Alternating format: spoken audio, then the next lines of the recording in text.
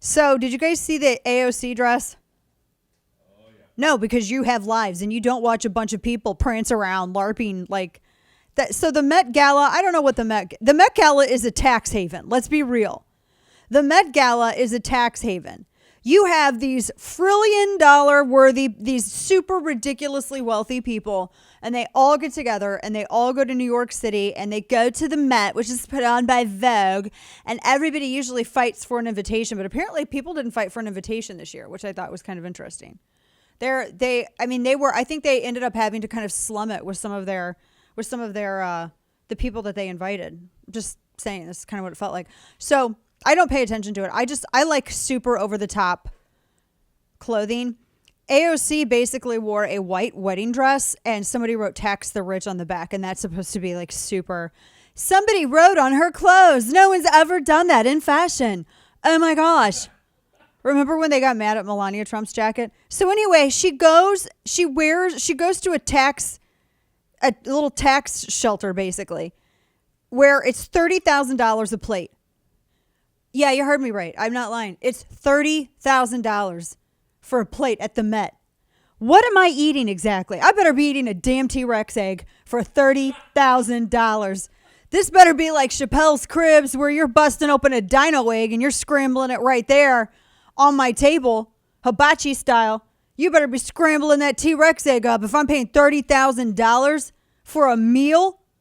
Who's preparing it? Who's making this? Did they reanimate Julia Child and they got her scrambling a dino egg, hibachi style at your table? Because that doesn't even come close to $30,000 per plate, ladies and gentlemen. I'm just wondering, what are you getting for $30,000 a plate? Oh, Dana, it's a fundraiser. I don't care if it's a fundraiser. And you're going to wear nothing, but it looks like a real, I mean, look, I ain't trying to shame the designer, but that's not visionary. It's not, there's no fashion about it. They wrote words on a dress. They embroidered "tax the rich" on a dress to wear to a tax haven or tax shelter. That's what they did. So she's rich herself. She has a top of the line. Don't forget, she's got a top of the line electric vehicle. And she lives in one of the bougiest areas of DC. Super bouge. Okay. She illegally parks outside of Whole Foods whenever she's got to run in. Whole paycheck is what most everybody else calls it. So she wears a "tax the rich" dress. And didn't she say something like she was talking about the designer being an immigrant? The designer's from Canada. Canada. Okay. That girl was so thirsty to hang out with the famous people. And so she wears a "tax the rich" on a wedding dress and showed up and everyone's like, oh my gosh. I mean, and she still owes taxes herself. So the New York Post has the story that Cortez hasn't paid her tax bill. I mean, maybe she has, from a failed business venture, Brook Avenue Press. And it said that she got slapped with a warrant on July 6th, 2 months after she announced her candidacy to run against Joe Crowley, because she doesn't pay her fair share. Girlfriend's a tax dodger. She doesn't pay her fair share. Pay her fair share, girl. She's too busy wearing wedding dresses. I'm just saying, isn't that what she says? She's literally the rich and she ain't paying her taxes.